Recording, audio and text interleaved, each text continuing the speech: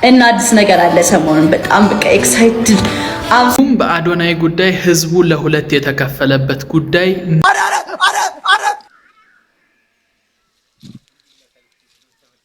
እቻሮጊት ምን ነው ቆላት እቻሮጊት ምን ነው እንዲያረጋት ያርገኛ ቁልት ያርገኝ ደሞ በራሴ ስልክ ወንጭ ሄደው ምንድነው ያጋጠማቸው? ሰላም ጋይስ አሁን የምንገኘው ወንጪ ነው። ተመልከቱት እንዴት እንደሚያምር። ሰብስክራይብ በፍጹም እንዳይረሳም፣ እንዲሁም ይህ ቪዲዮ ለብዙዎች ይደርስ ዘንድ ላይክ በማድረግ ቤተሰብ ሁኑ።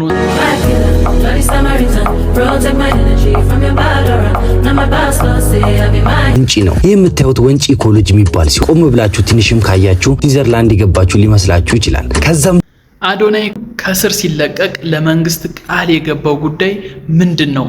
ኢትዮጵያ የኔ ናት። ላንቺ አንድ ምክር አለኝ። ግማናችን ነው ብዬ የማስበው ውድድር ነው። በአዶናይ ጉዳይ ህዝቡ ለሁለት የተከፈለበት ጉዳይ ምንድነው የምትለዋም ትልቅ ጉዳይ ሆናለች።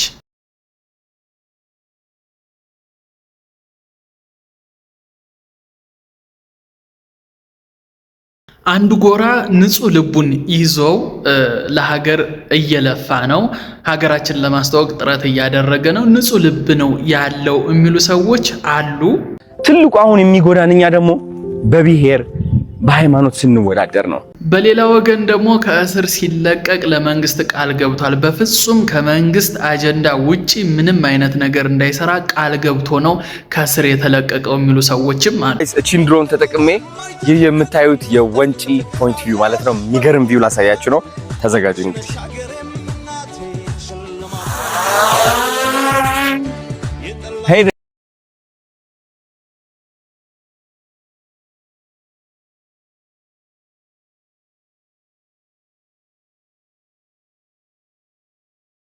ትክክለኛው አሁን ያለው እውነታ አዶናይ ተጽዕኖ እየፈጠረ ነው ማለት ነው። እና አዲስ ነገር አለ ሰሞኑን በጣም በቃ ኤክሳይትድ አም ሶ ኤክሳይትድ ጋይስ የሚገርም በቃ የሆነ ሰርፕራይዝ አላችሁ። መቤቴን ብያለሽማ ትልቅ ሰርፕራይዝ አላችሁ ለፋኖቼ። አዶናይ ለጃኒ ቀለበት ሊያስርላት እንደሆነ